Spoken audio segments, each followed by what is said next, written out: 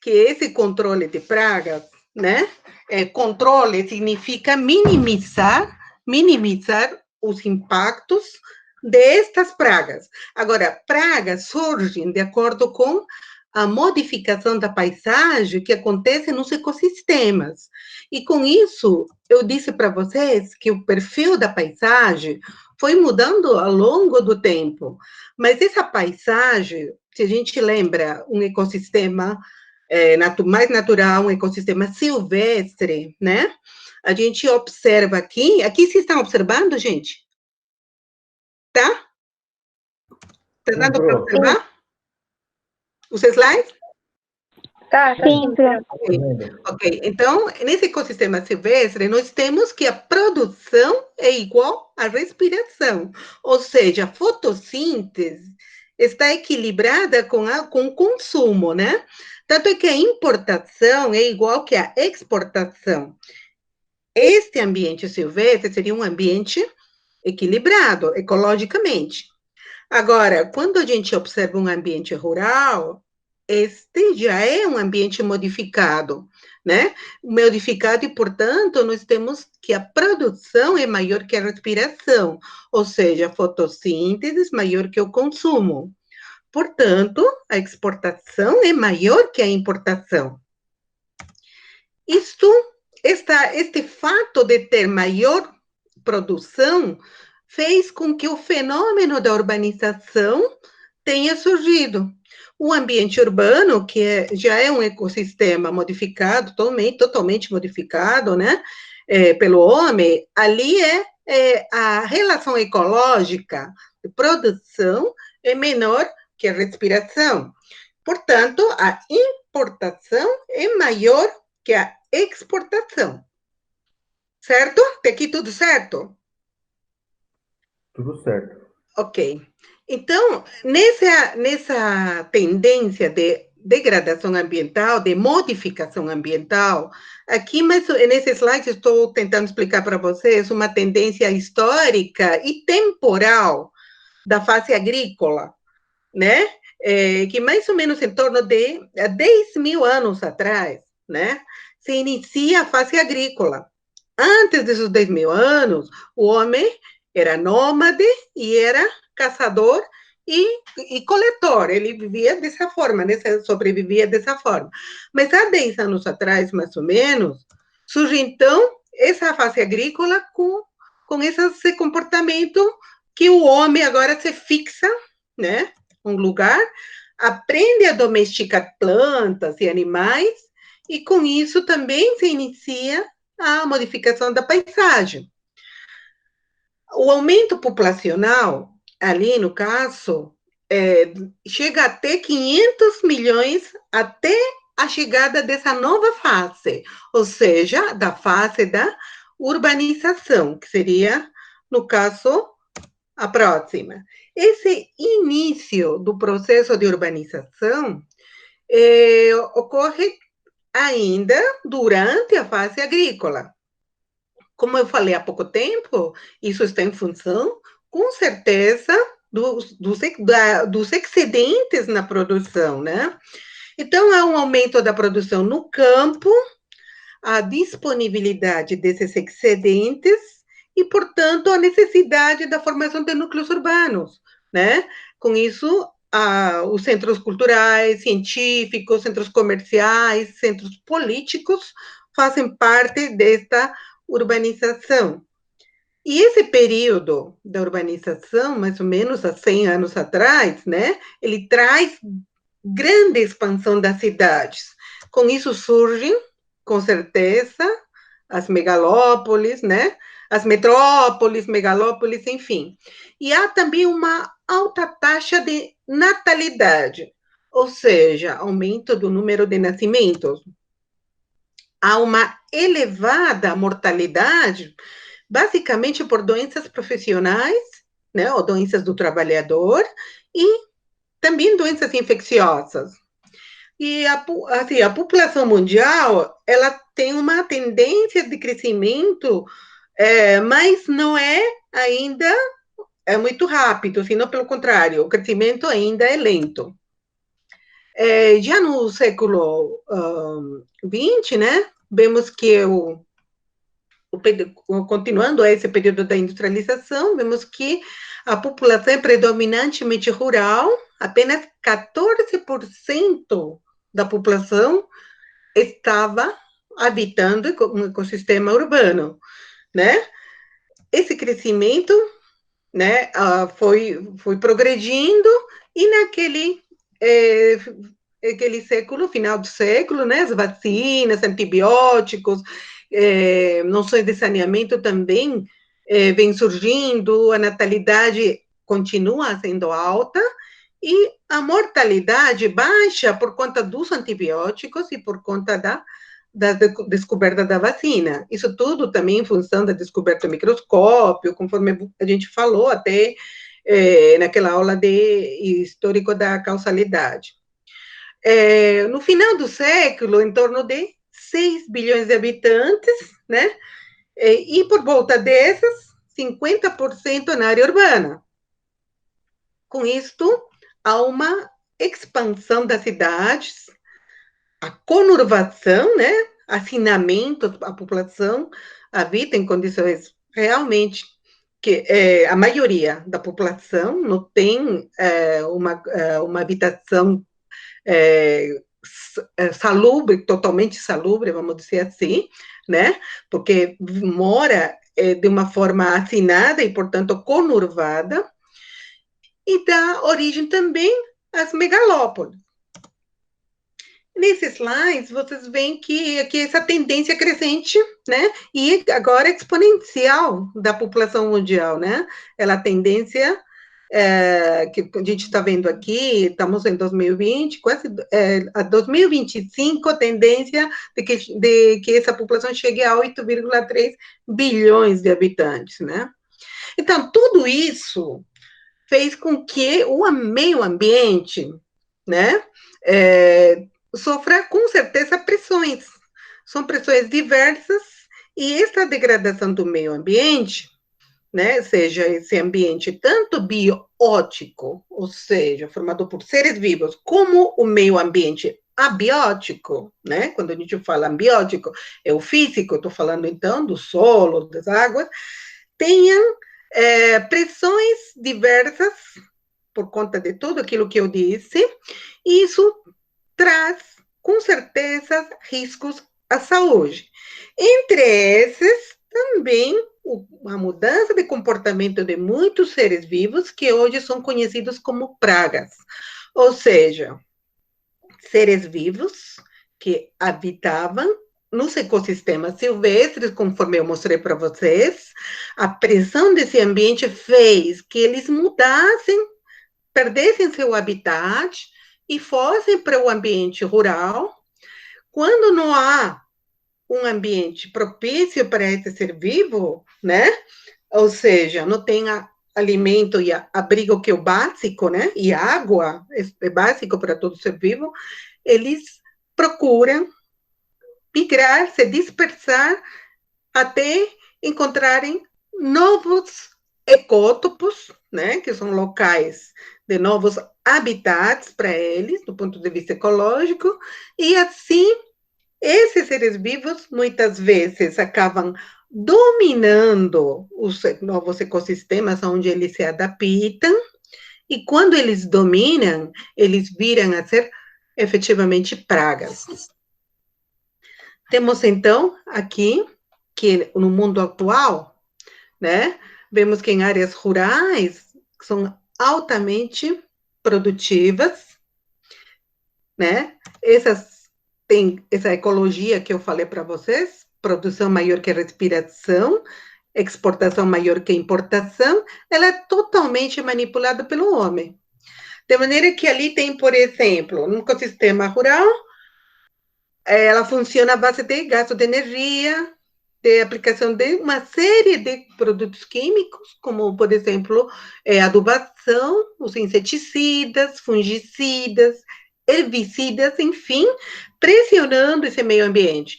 Então, muitas dessa forma de lidar com esse meio ambiente, eles acabam lidando também com a biodiversidade que está presente ali e mudando o comportamento de muitos deles, né?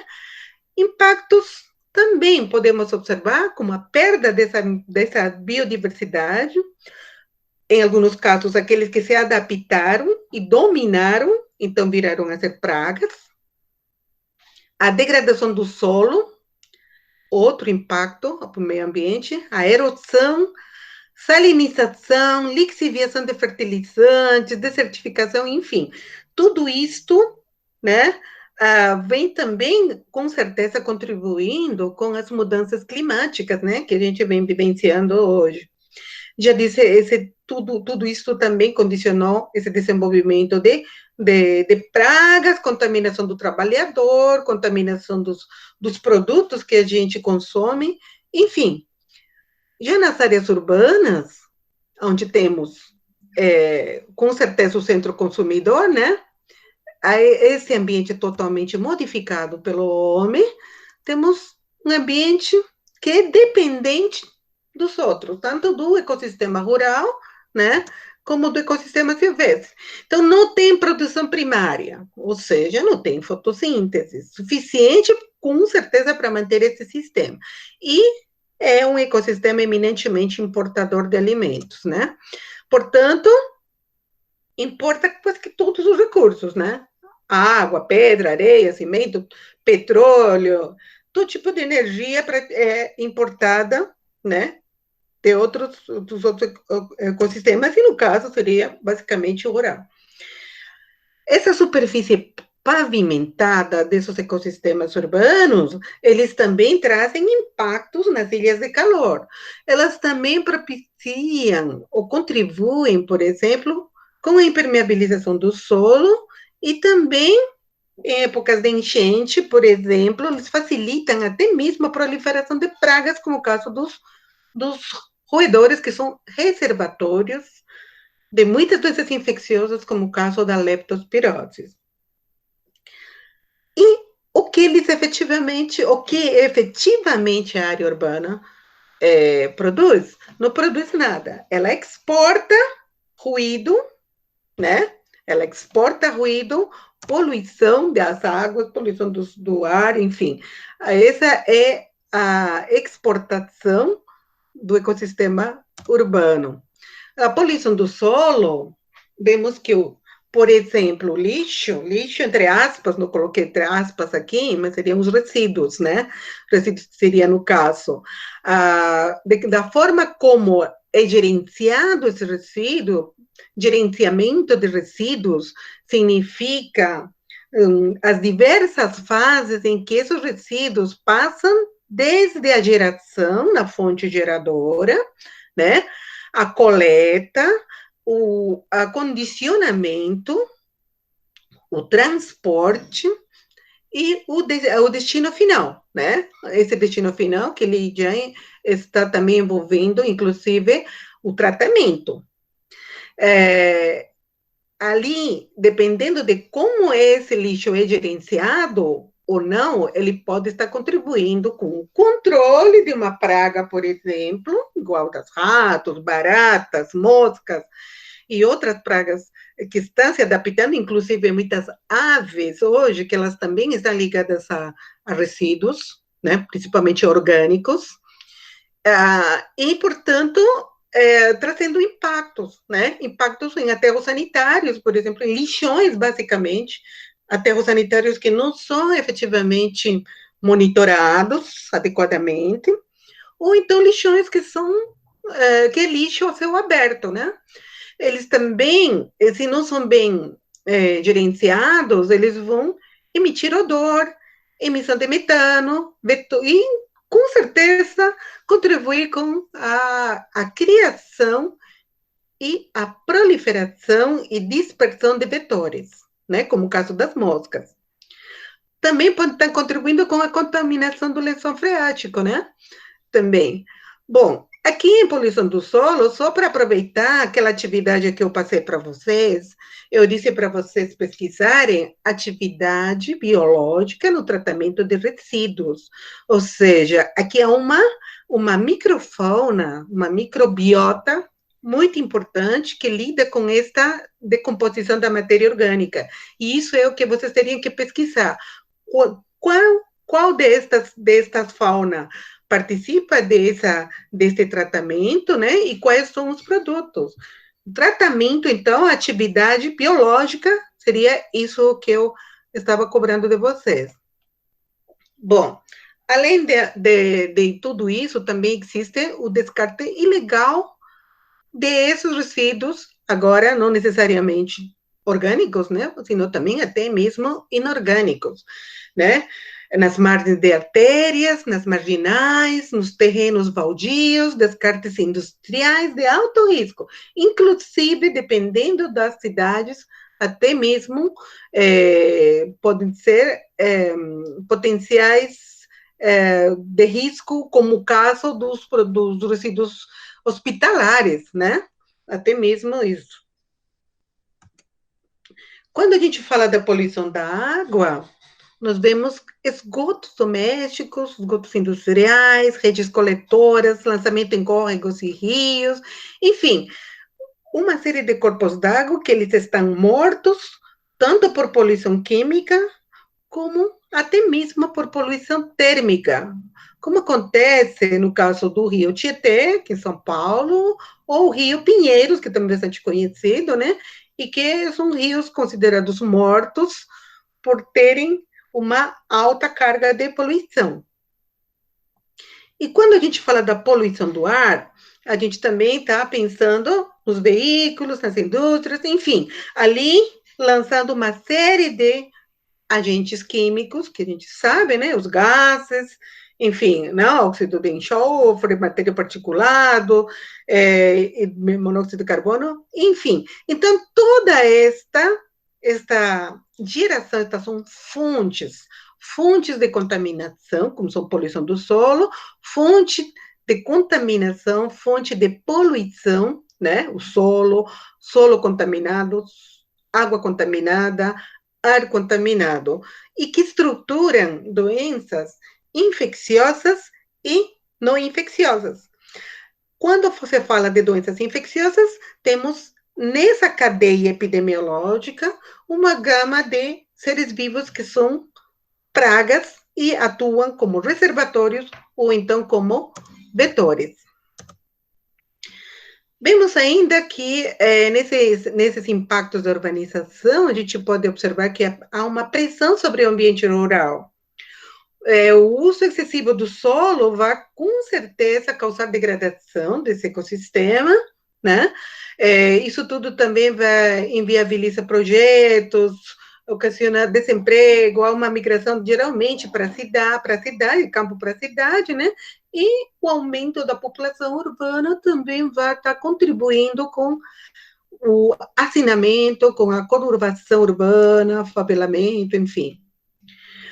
A pressão sobre o ambiente natural também impacta no sentido da perda de biodiversidade, como eu falei, né? A destruição de habitats, a extinção de espécies antes mesmo de serem identificadas e os riscos de propagação de doenças emergentes.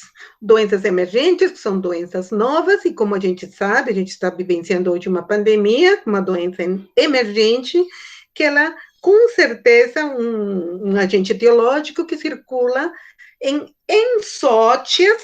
O que é uma ensótia? Ensótia é quando os seres vivos, agentes etiológicos de doenças infecciosas e parasitárias, circulam entre animais silvestres, né? E assim, esse é o caso, por exemplo, do vírus do Covid-19, e que está ameaçando a humanidade, né? É que estamos vivenciando essa fase. Doenças emergentes, ou seja, são doenças novas.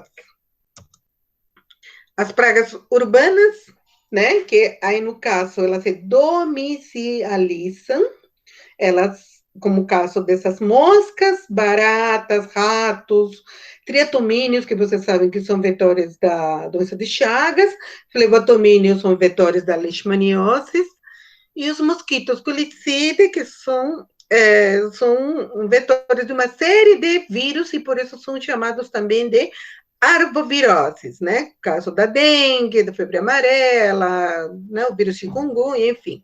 Uma gama de viroses transmitidas por mosquitos pernilongo, tá? Quanto às moscas que eu citei aqui, são vetores, né, de uma série de doenças infecciosas e parasitárias.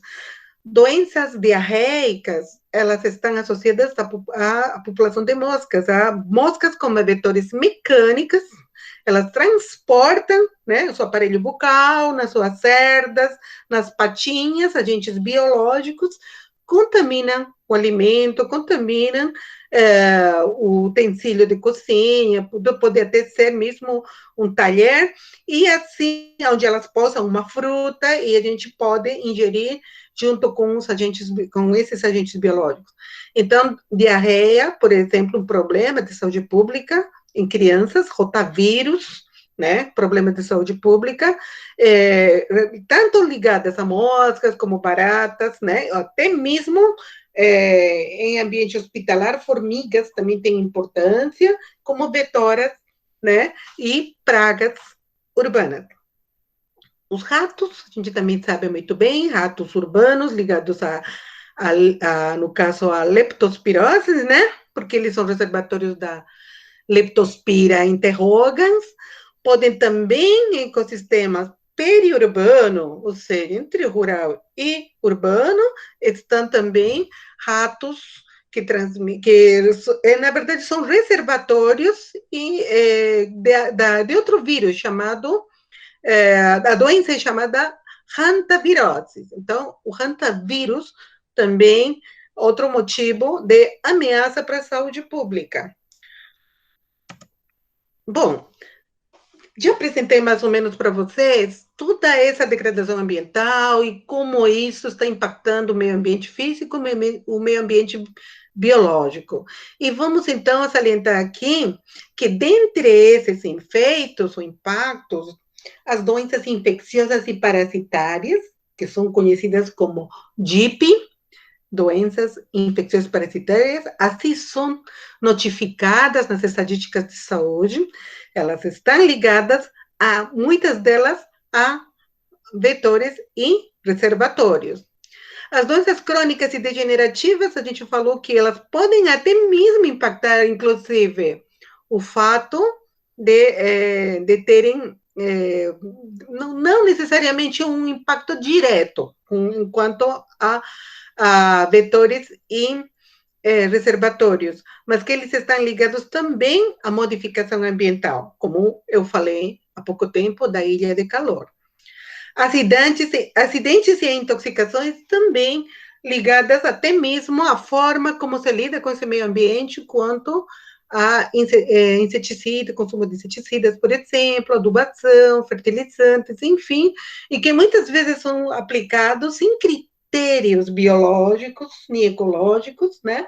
Muitas vezes se borrifar significa aplicar esses produtos nos diversos ecossistemas e de forma indiscriminada. Então, isso tudo vem trazendo, com certeza, acidentes, intoxicações, impactos nessa perda da biodiversidade.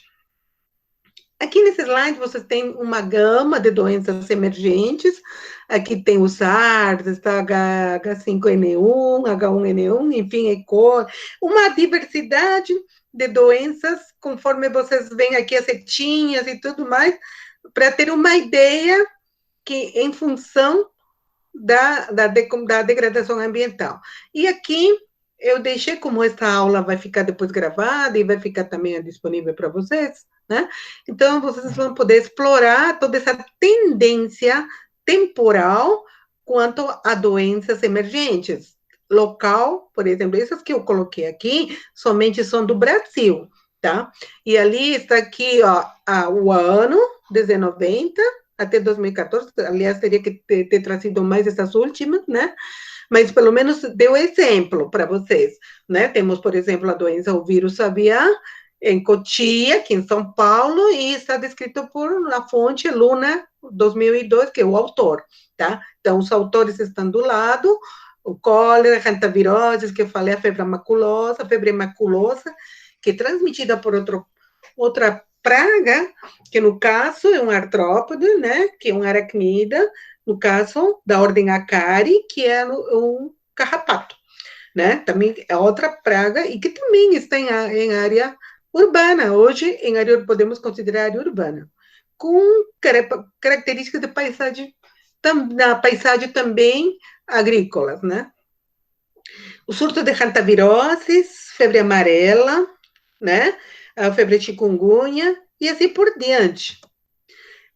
Doenças reemergentes, que a gente pode também considerar aqui, reemergente, uma doença que ela volta a cometer a população. Por quê? Porque a vigilância, com certeza, dormiu no ponto, a vigilância epidemiológica dormiu no ponto, e as doenças tomam conta da população. Eu já disse para vocês por quê?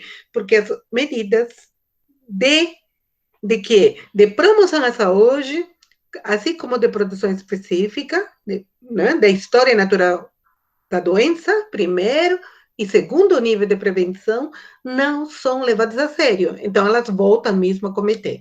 Febre hemorrágica argentina, dengue hemorrágica, a hantavirose, locais onde voltou a cometer, né, locais onde já estava, que já não se registravam mais casos dessa doença e voltaram a serem acometidas. Cólera também é outro problema aqui na América Latina, né? Doença do Lyme, enfim, são várias doenças. Bom, então o que é praga, né? O que será praga, então? Como já disse para vocês, agora eu gostaria que vocês depois também façam seus comentários no chat, né? Vocês também me respondam algumas coisas que é importante que vocês fixem aqui, que praga não é que o ser vivo que existe hoje, que nós conhecemos, ele teve esse comportamento de praga, sino que as modificações ambientais que a gente viu, né, propiciou para que esse ser vivo se tornasse um ser prejudicial. Então, a sua presença, ela prejudica hoje, né, em termos produtivos, em termos de pragas agrícolas, pragas urbanas, né, porque existem também pragas na veterinária. Então, são vários os campos, inclusive, que nós biólogos temos para estar trabalhando essa questão das pragas. Praga agrícola, praga na área, como já volto a salientar, veterinária, praga na saúde pública, né?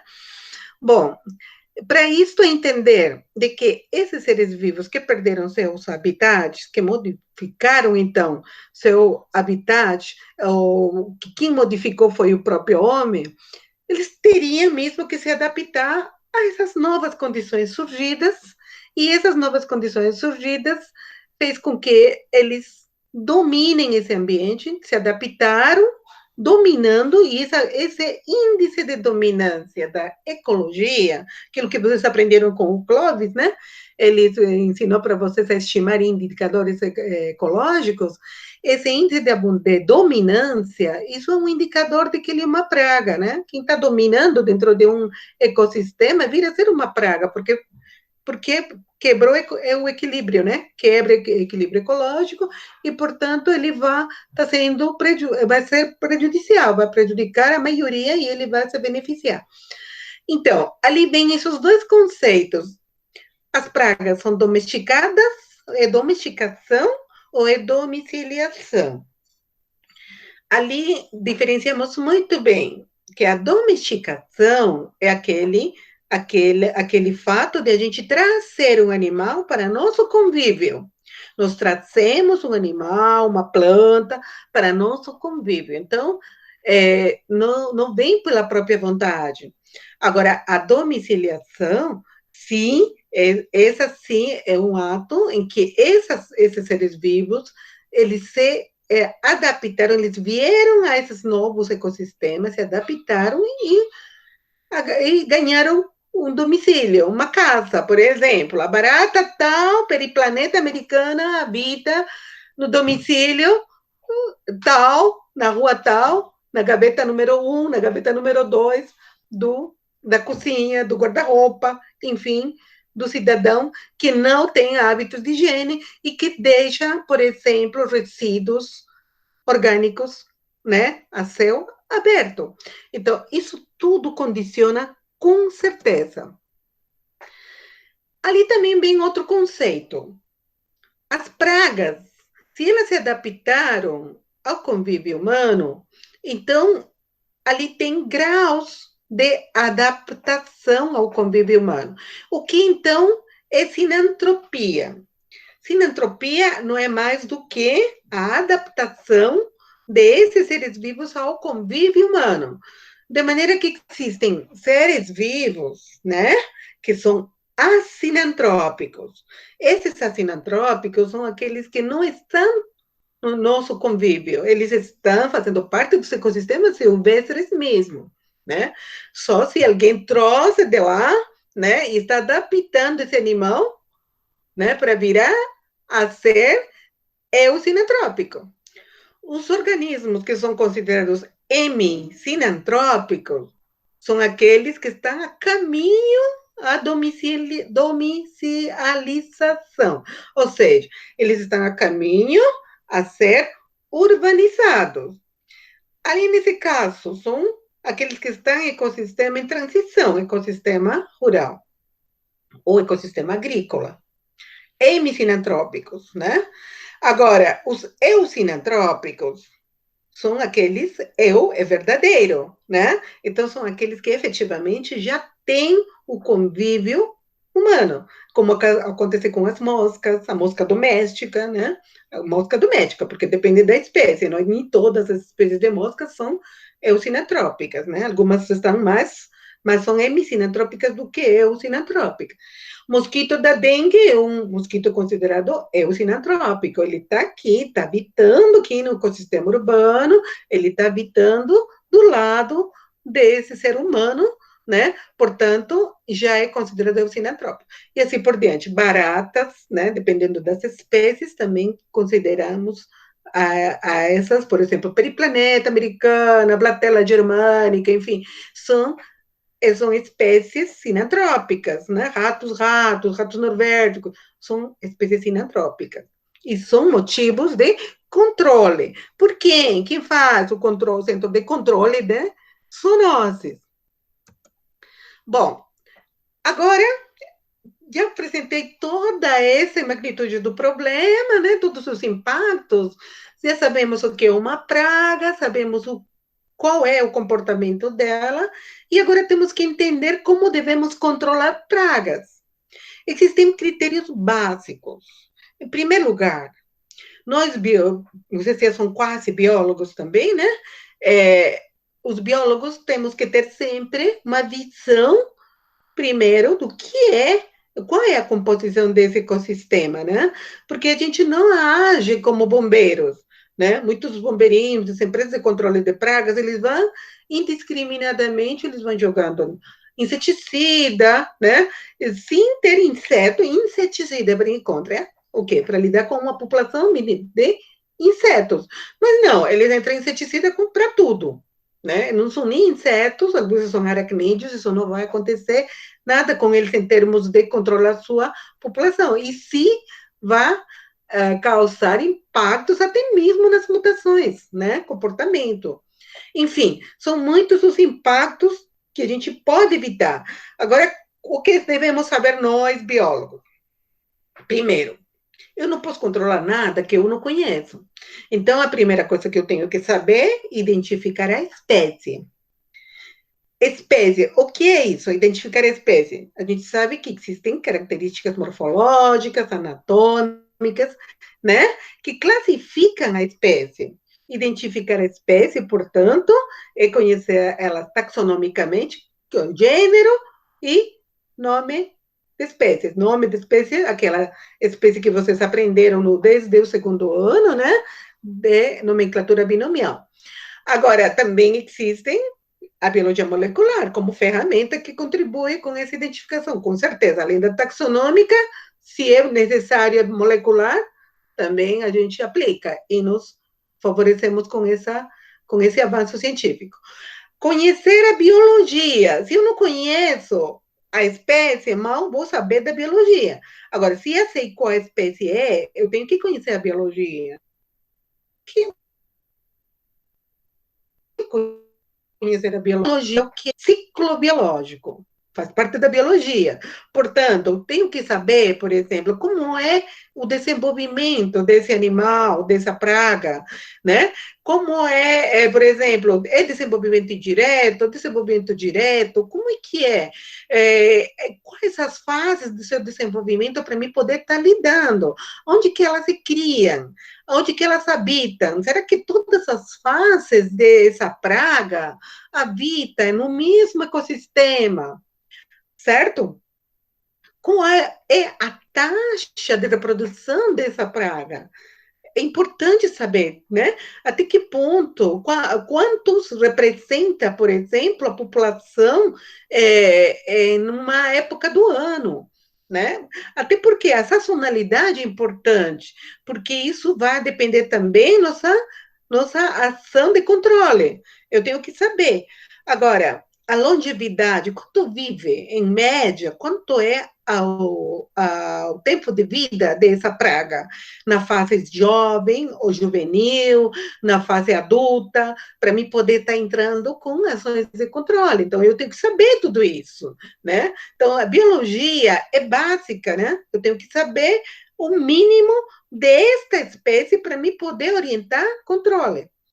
Conhecer biologia somente não. Eu tenho que saber também a ecologia. Então, ecologia, sempre lembrando o conceito de ecologia, que é todas essas inter-relações dos seres vivos com o seu ambiente. Então, por exemplo, a dispersão. Esses animais se dispersam em linha reta, em quantos quilômetros eles atingem? Será que eles têm uma barreira ecológica? Que tipos de barreiras ecológicas podem limitar sua dispersão? Importante para o controle, né? Habitat, tipo de criador, tipos de nichos, eu estou falando de tipo de covinhas onde eles habitam, locais onde eles, covas, ou pode ser locais, ninhos também, dependendo, né? Dependendo da espécie de praga, certo? Então, fatores que facilitam hábitos alimentares. De que se alimentam essas pragas? Então, são fatores importantes da ecologia para a gente poder estar controlando também. Por exemplo, aqui eu coloquei um bicho que vocês todos conhecem, porque eu falei também bastante, e agora parece que certamente o professor José Luiz Laporta deve estar também explorando. Aqui temos, por exemplo, essa praguinha aqui, que causa o quê? Um parasita, na verdade, né, que causa a esquistossomose, né? Um plateomito da classe trematoda, que é o esquistossoma manzoni. Então, primeiro, eu tenho que saber, por exemplo, qual é o ciclo biológico deste parasita, e se dentre esse ciclo biológico há pragas para me controlar, para me poder cortar, minimizar a transmissão, por exemplo. Então, eu tenho que saber biologia. Ali eu vou saber, por exemplo, como isso daí se transmite, né? Ali estão pessoas doentes, eliminando fezes naquele corpo d'água onde as pessoas tomam banho, onde as pessoas pescam, enfim. E ali os ovinhos, né, que eclodem, parasitam caramujos. Então, caramujos, por exemplo, são pragas. E essas pragas habitam esses ecossistemas aquáticos, onde tem um alto teor de matéria orgânica. Conhecer, por exemplo, essas espécies de caramujo, porque nem todo caramujo é praga, né? É importante. E assim posso entrar com um moluscicida. Sabemos que caramujo é um molusco, certo? Então, a gente pode entrar, com certeza, com moluscicidas para estar lidando com isso.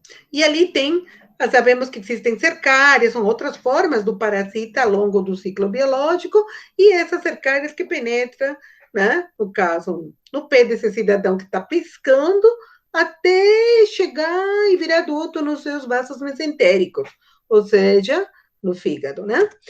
Isso é biologia, né? Eu preciso conhecer disso. E ali eu vou ter essa barriga d'água, né? Que será, no caso, com todas essas sinais e sintomas. Outra parasitose que também vocês estão familiarizados é falar das caridíases. Então, eu tenho que saber essa cadeia epidemiológica, onde tem o agente etiológico, que é no caso aqui, esse verme Ascaris lumbricoides, né? E eu tenho necessariamente que também saber aqui todo esse ciclo de vida, ciclo biológico, a gente vê como ela se parasita, e que dentre esta parasitose, né, eles podem muito bem ser veiculados por vetores mecânicos, e ali as moscas fazem parte dessa transmissão como vetoras mecânicas. Moscas são também pragas. Podem levar, né, nas patinhas, eu falei, no aparelho bucal, quando elas posam nessas fezes desse doente que eliminou os ovinhos, esses ovos que estão embrionados, né, logo eles podem ser levados com as patinhas também, ou com o aparelho bucal das moscas, tá certo? Até mesmo uma fruta e um alimento, e assim parasitar o próximo hospedeiro. Ainda temos essa outro exemplo aqui de outro vetor, que aqui no caso está aqui, esse mosquito tão bonito que ele é um mosquito chamado Aedes aegypti, né? E como vocês sabem, transmite dengue, febre amarela e outras arboviroses. Então, eu tenho que saber identificar esse mosquito, né? Primeiro, identificar a espécie. Eu tenho que conhecer também seu ciclo biológico, para quê? Para me poder lidar com o controle. Então, ó, ali eu tenho os ovinhos, tenho as formas imaturas, as fases aquáticas, tenho aqui as larvas, as pupas. Estão ouvindo todos, gente? Estão todos ouvindo? Sim, pro alto e Tá, claro. Oi? tá bem claro, Pro. Oh, beleza. Oh, porque às vezes eu fico assim, eu falo esses assuntos, é minha linha de pesquisa, e eu fico assim, às vezes eu fico falando demais. E eu estou pensando, será que estão entendendo? Eu estou falando muito, né? Estou explorando os slides.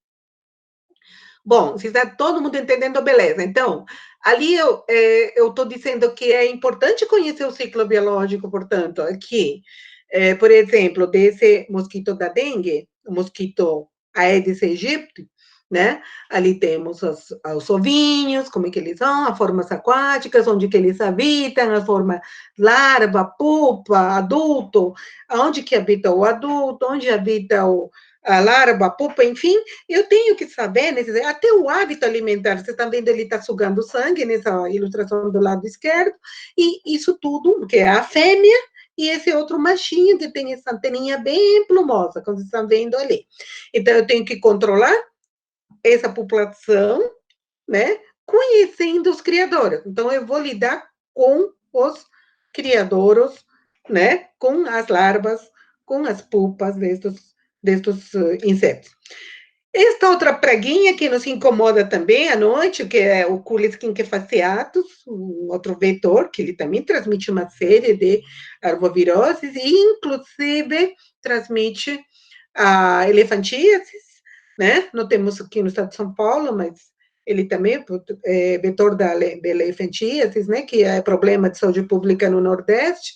Então, temos aqui, esse é o machinho, a fêmea, temos que saber identificá-lo e saber onde que ele habita, por exemplo, qual é o seu criador. Essa é a mosca doméstica e também tenho que conhecer seu ciclo de vida. Então, como já disse, mosca doméstica principal espécie sinantrópica ligada a doenças infecciosas e parasitárias.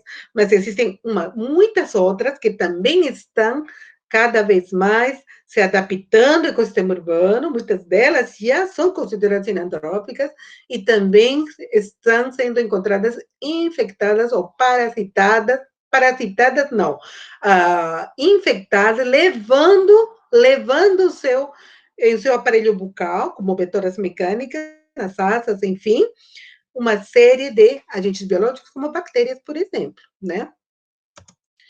Bom, falei bastante das pragas, né, dos vetores, né? E ali a gente vê essa questão da urbanização que a gente colocou, né? Ali as condições precárias, muitas vezes de moradia. Eu coloquei algumas fotos aqui. Aqui vocês estão observando o lixão do lado direito, né? A forma como esses resíduos são destinados de uma forma inadequada, todos lançados, né? A céu aberto. Aqui a proliferação de ratos, que também está ligada à forma como a própria humanidade faz, deixa ofertando resíduos, né? Isto, não somente ecossistema agrícola, né, sino também ecossistema urbano, tudo está muito em função da questão da higiene, ou seja, do saneamento. A higiene ambiental, a higiene do lar, higiene dos alimentos, né, propiciando, e comportamento animal é importantíssimo, né, para estar contribuindo até mesmo com essa higienização, né, acondicionamento bem dos resíduos sólidos, isso é importante tanto para roedores como para esses vetores que temos aqui, embaixo, que estão aqui as baratas, né, como problemas de saúde pública. Bom, aqui deixei esse slide, está mais ligado também à questão de modificação do ambiente, né? A impermeabilização do solo e contribuindo isso com toda essa modificação do ambiente, com mudanças climáticas, enchentes e também a proliferação de roedores, né? E, como já sabemos, a leptospirose, principalmente, né, como problema de saúde pública.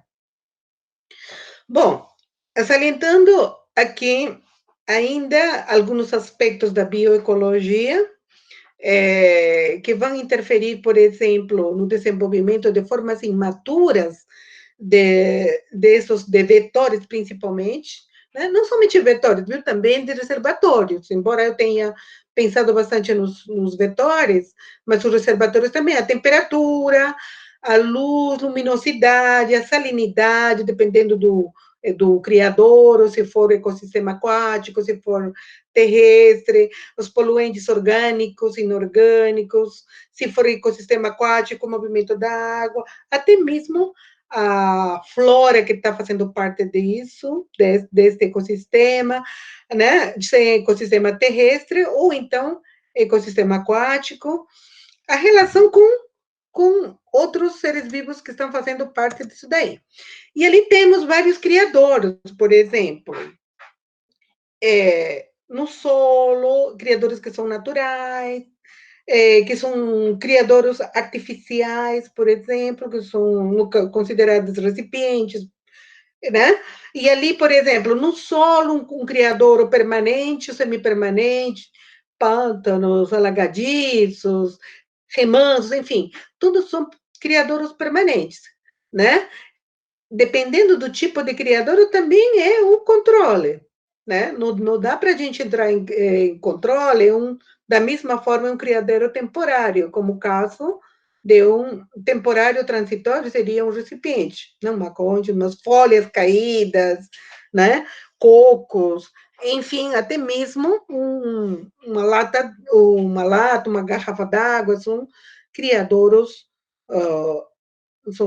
no caso, são transitórios e não são, portanto, permanentes. É importante também considerar aqui que no solo também podemos encontrar permanentes ou semipermanentes.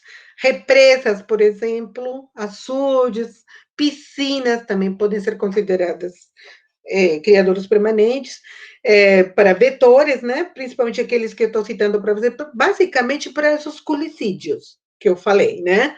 No caso, Aedes ou então Culex. Transitórios, no caso, seriam aqueles marcas, por exemplo, de pneus, já podem representar um criadouro, né? São transitórios porque eles têm um tempinho de vida só, não são permanentes. Permanente e transitório seria essa diferença, né?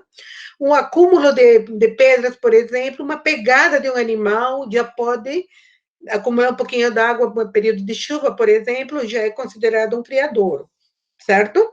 Um criadouro temporário ou transitório.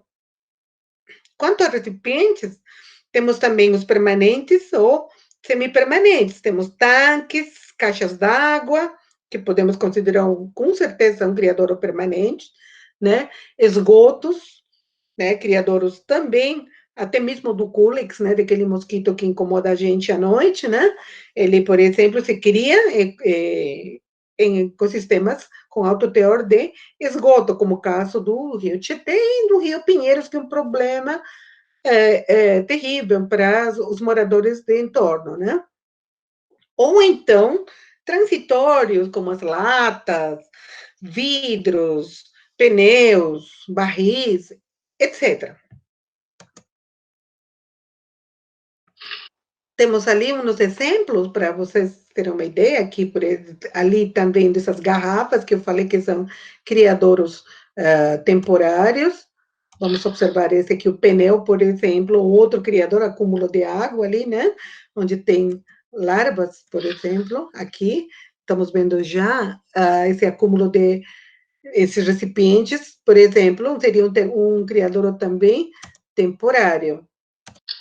Este é o Rio Pinheiros, onde vemos aqui já um criadouro permanente para Culex quinquefaciatus. Esse é um criadouro, por exemplo, é aterro sanitário, né? Criadouro de moscas, né? Ali as moscas se criam, eles colocam, as fêmeas colocam os seus ovinhos, por cada ovipostura, elas colocam em torno de 150 ovos, a mosca doméstica, tá? 150 ovos, dali, em cada postura. Ela, assim, tem um tempo de vida de adulta mais ou menos 30 dias, em total. 30 dias para obipor, elas podem obipor 7, 8 oviposturas, 150 por cada mosquinha, imaginem quanto vinho não é colocado esse aterro sanitário que acabou de despejar os resíduos, né? Ali tem outra fauna aí em torno, né? Que você está vendo de aves. Daí os ovinhos eclodem ali, as larvas viram pupa, e depois da pupa eclode o adulto, e esse adulto incomoda, né? Os adultos que vão incomodando a população que está em torno, né? E podendo transmitir doenças.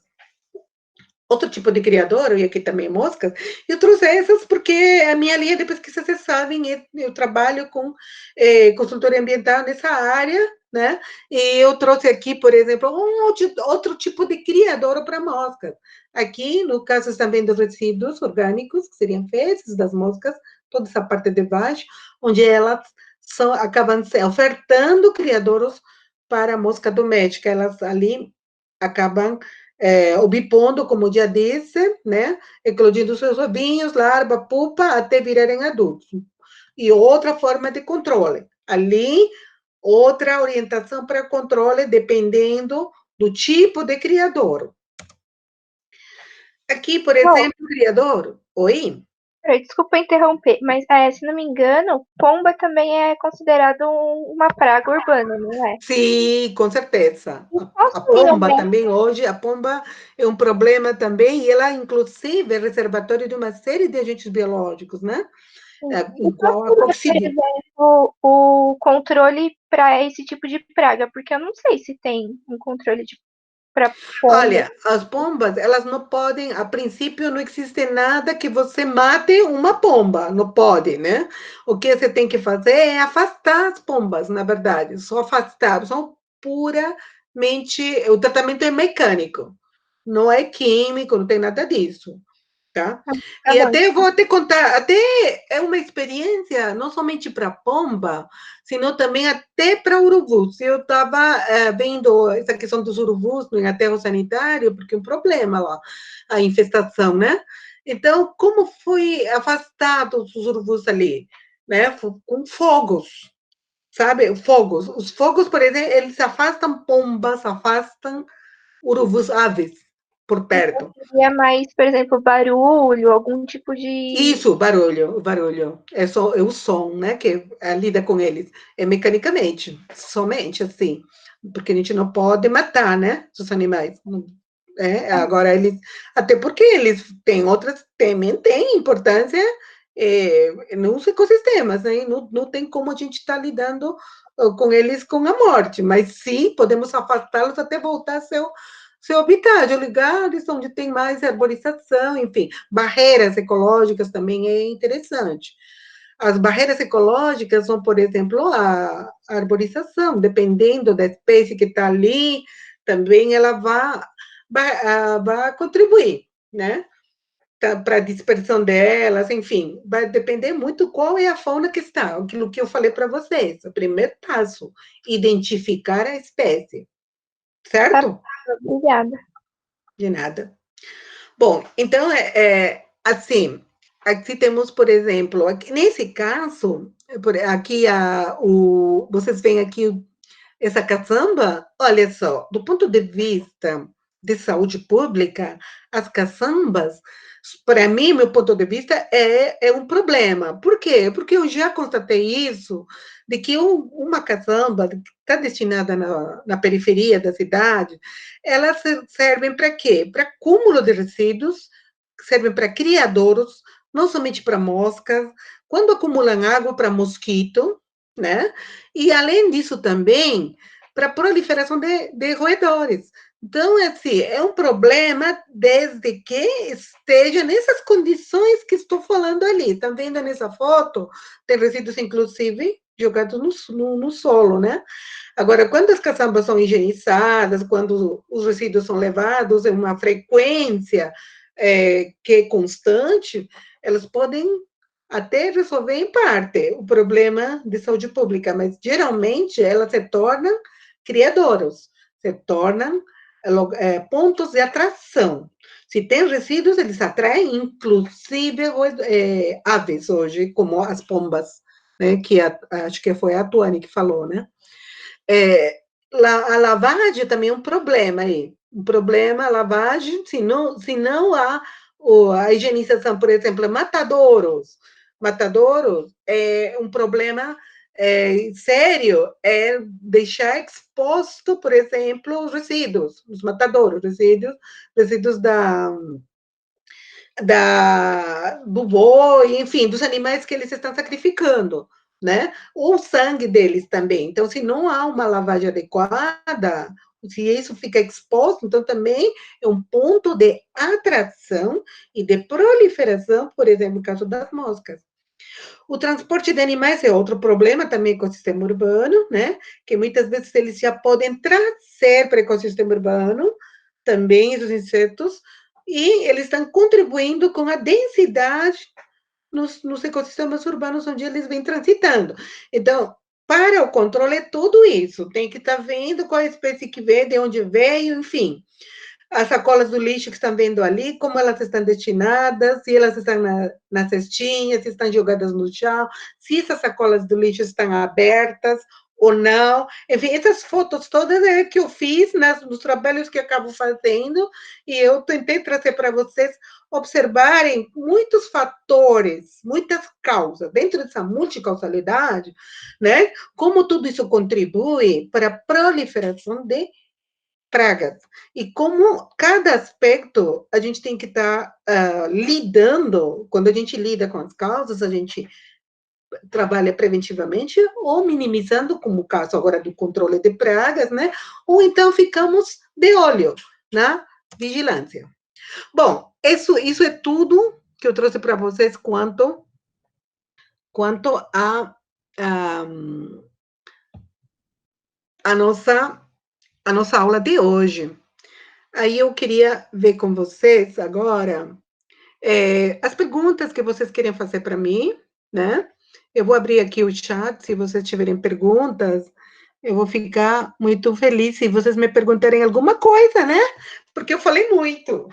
E às vezes eu, com certeza, eu fico me empolgando com um aspecto que tem a ver com nossa profissão, um aspecto que tem bastante trabalho, uma área de bastante promissora, agora que tem bastante desemprego, mas um problema de saúde pública que não deixa de acontecer por todos os aspectos que eu explorei com vocês. Estou aqui, eu abri o chat para vocês se manifestarem, se vocês tiverem alguma pergunta, alguma contribuição, também está aberto. Tudo bem?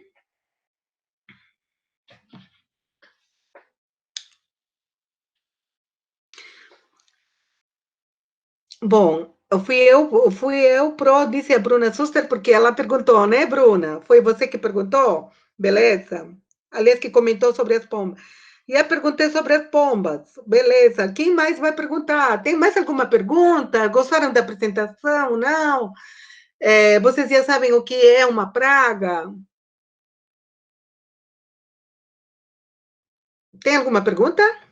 Gente, está me ouvindo? Está me ouvindo? Estamos sim, alto e claro. Ah, legal. E aí, tem alguma pergunta ou tá tudo certo? Vocês têm alguma pergunta? Não tem nada? Deu para entender? Tranquilo? Deu para entender, ok? Estão satisfeitos, gente? Por favor, se manifestem aqui no chat. Deu para entender tudo certo? Ok, Anne. Beleza, Marina? Beleza, então. Então, vamos encerrar hoje nossa aula com este assunto, né? E na próxima, vou aguardar para vocês. Espero não ter mais problemas com essa questão agora, que demoramos um pouquinho, mas tudo bem. Estamos dentro do tempo. Certinho? Ok, então. Obrigada para vocês e boa noite.